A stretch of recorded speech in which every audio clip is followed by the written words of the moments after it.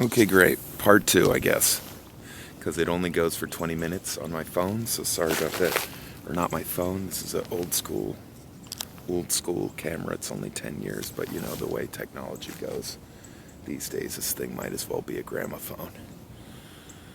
But where did I leave off? Yeah, so sitting in silence, just listening to these parts. The main takeaway, like the main message I got that both parts kind of were relaying to me was I wasn't listening very well to my feelings, which was a big aha moment for me. It kind of told me that it kind of brought me back to a revelation I had a couple weeks ago, which was, oh yeah, the whole point is like the meat, the juiciness, the juicy breakthroughs are available to you always in your feelings and your emotional guidance system. And it's still true, because once I stopped everything and stopped trying to go against this part over here that wants peace and wants joy and relief and rest, and this part over here that wants conflict and wants its voice heard, and to bring a firestorm of retribution and you know, vengeance of all sorts of different kinds.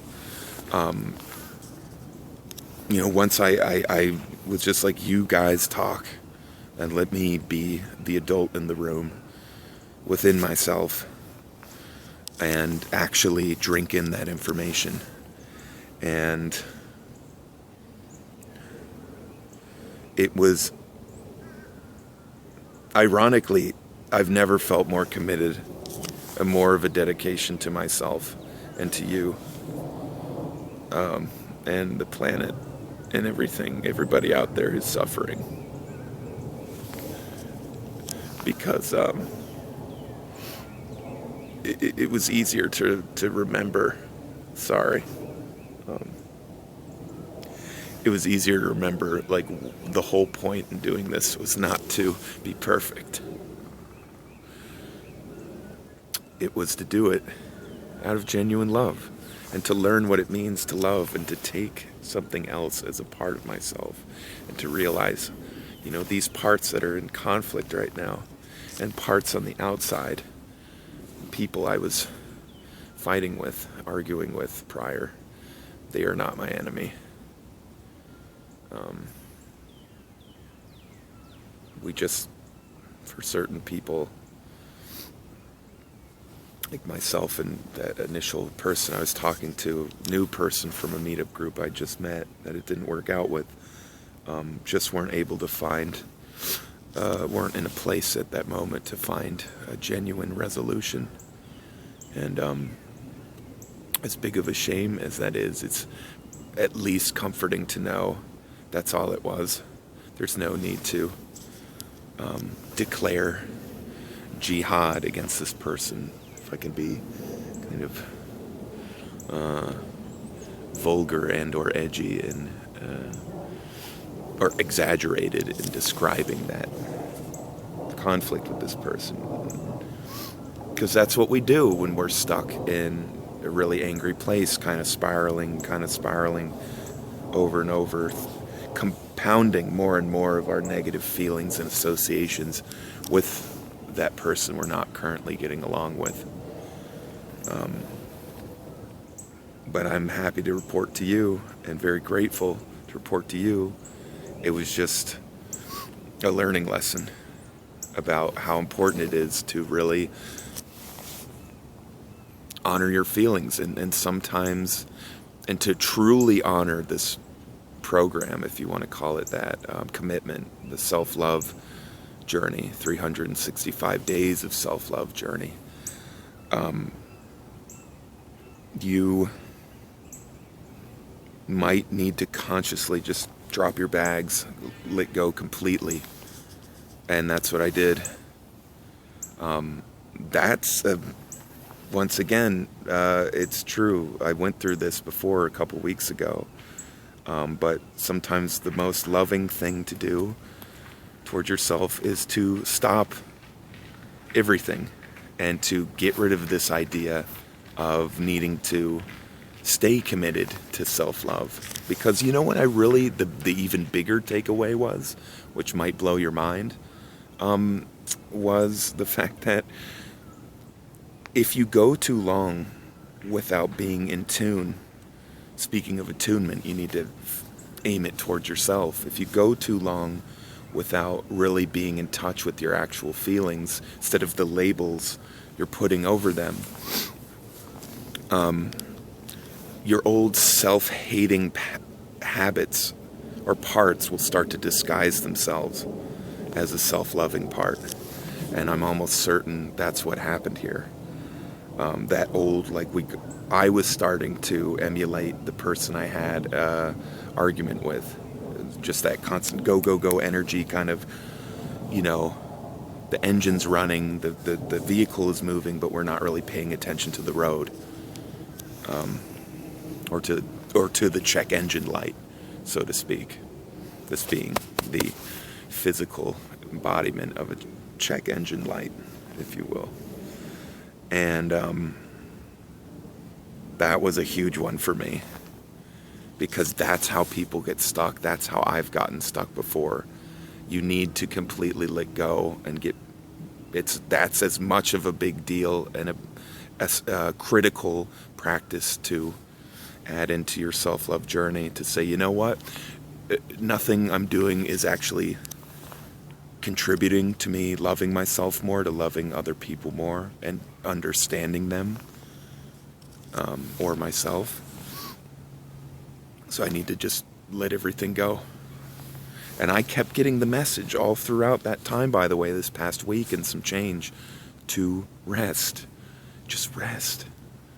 It wasn't even that, mean to me, or dude, just freaking rest, you dum-dum. It was more like, rest. And I had put that, again, sort of lens over it of negativity, which is understandable. It's important to give yourself grace when that happens, many of you who are also on the self-love journey, because that's kind of inevitable, especially if you're anything like me and you're still getting a feeling for this. There's going to be a lot of mistakes made, but not really, as long as you are committed and you bring yourself back to the whole point of this, which is, it's not about being perfect. It's just about genuinely caring very deeply about yourself and wanting to get better at that. And then you can treat everyone else in your life, all the other people you know, family, friends, co-workers, whoever, people at the gas station, homeless people, animals, wherever, fish in a fishbowl, plants and trees, whatever it is, whatever you want to do, whoever you want to show more genuine compassion and love for. That's all you need to remember. That's the point. That's what it's all about, not about being perfect. So I don't really know how to end this. I don't know how to start things, like I said in the very beginning. I don't know how to end them either. I kind of just hope you get the point. Sometimes the most self-loving thing you can do is to stop your self-love commitment in its tracks. Do absolutely nothing else. You might need to just rest and sleep. And I'd been getting that message. I think that might even have been something my being was telling me. Hey, you need to rest, bro. Rest. No, I'm telling you, you're going to want to listen to this. This is really important. And yet I still trudged forward. And it was nice. I got to play around in the snow for a little while, but it kind of led to possibly a whole week and some change of making a bad habit of, well, letting myself off the hook. Well, how badly do I really need to listen to that signal that is broadcasting to me? Rest, dude, rest, please, rest your body. I promise it's going to be worth your while. This is what can happen. I haven't seen you in almost 10 days, and I don't like that. I don't like that feeling at all. I want to be more in touch with you guys and give myself and the people more updates to work with and enjoy. So listen to your heart, eat good food, get more rest. And if you want to, if you're on the opposite side of me and what would look more loving to you, if exercising more or like doing more intense exercises, if that's what's more loving to you, do that shit. Do it. Do it. Okay. Well, we're back. Is that all I had to say? That's all I had to say for now. But let me know what you're thinking in the comments, if you care to. I want to hear. Your boy wants to hear. And I love y'all. Be careful out there. We're living in some pretty shaky times, but this is the perfect time. It's always a perfect time to love yourself. Self-love gangsta. Goodbye, bitch.